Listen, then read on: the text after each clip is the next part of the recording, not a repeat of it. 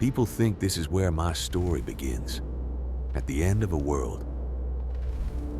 By the time a world reaches this point, its fate was decided long ago. Every age starts the same. A great city rises, full of hope. People celebrate.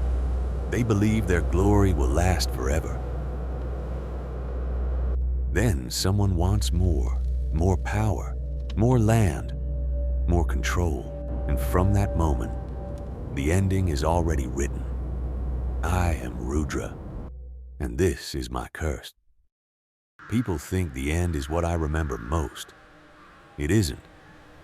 I remember the beginning, the cities, the laughter, the children who believe tomorrow will always come. I've watched worlds begin like this more times than I can remember. And every time, I meet someone who believes they can change the ending. They never dream about destroying the world. They dream about perfecting it. A stronger kingdom, a greater city, a future no one will ever forget.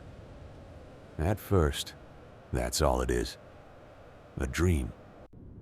Then one day, it quietly becomes something more. The nights grow longer. The plans grow larger. The people call it progress. I've learned to recognize it as something else, because once better becomes more, the ending has already begun. Do you know what the hardest part is? It's not watching kingdoms fall. It's watching them become beautiful first. Watching people smile, knowing they have no idea how close they already are. For a little while, they truly believed the world had changed. I gave them water, and they built a future around it. I watched villages become cities, and cities become kingdoms. The more they had, the more they feared losing it. I never gave them greed. They found that on their own. I kept wondering if this time I could have done something differently. Then I saw the bridges. They were still standing. People still crossed them. But no one crossed the distance growing between their hearts. The weapons came later. The fear came first. I knew what would follow, so I turned away, because the rest was no longer mine to decide.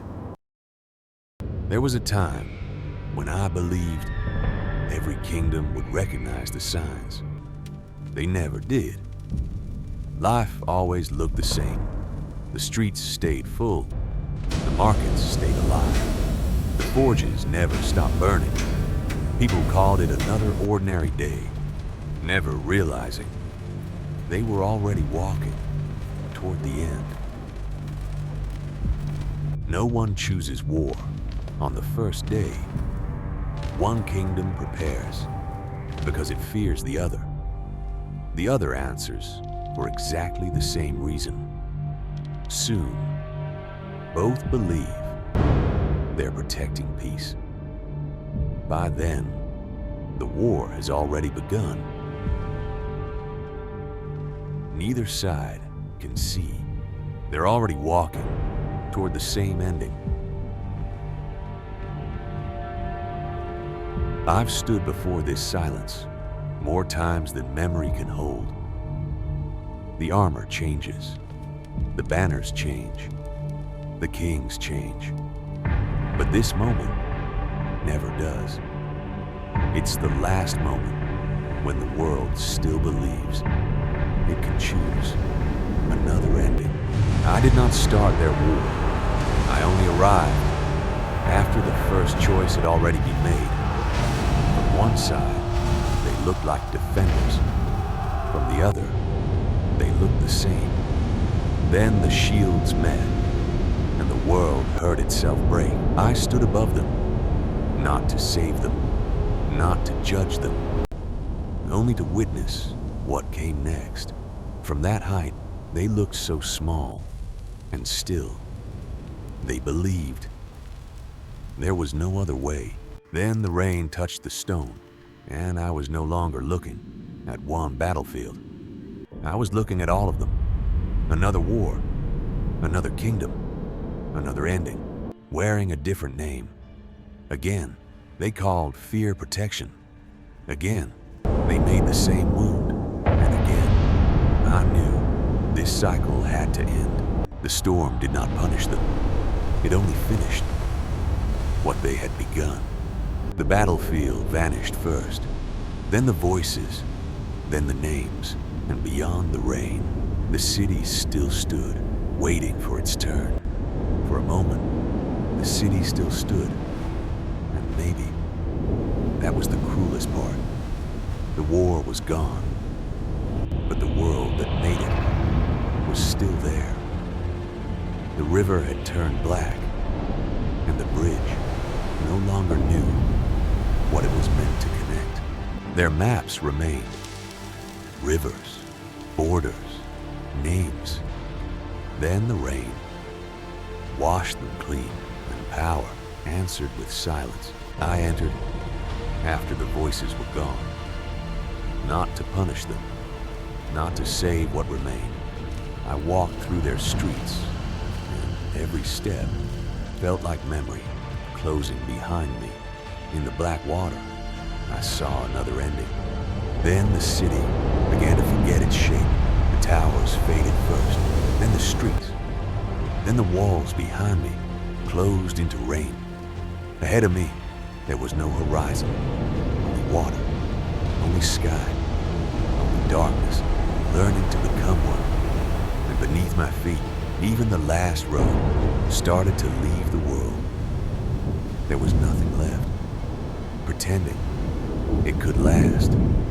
After a world lets go, there is no silence. There is a place, not earth, not sky, only what remains after names fall away. Some things do not disappear. A column, a root, a broken shape that once meant home. They lose their people, but not their weight. They follow me, not as blame, but as memory. And around that memory, the cycle begins to turn. It never asks me if I am ready. It never asks if I am tired. The dark gathers itself. The dust remembers shape. The water remembers light. And somewhere ahead, a world begins before it has a name. I have seen this moment more times than grief can count. The first breath, before the first river, the first shape, before the first kingdom. Every beginning looks innocent. That is why I cannot look away. So I watched the world breathe again. Water returned without memory. The earth opened without fear. Grass rose where no name existed yet. I walked through it like a stranger. The trees knew no kings. The river knew no borders. The light belonged to no one. For a moment, nothing wanted to own anything. No prayers, no weapons, only wind, only water. A world before its first mistake. And still, I let it breathe. When the world begins again, I come here, where endings do not lie. They call me the end, but I remember after. The banners without hands, the names with nowhere to return. I did not hate them. I did not save them. I waited, then I let it breathe. Water, grass, light. Before borders, before thrones, before the word mine. So I remain, not anger, not mercy, only memory. until the next world forgets itself.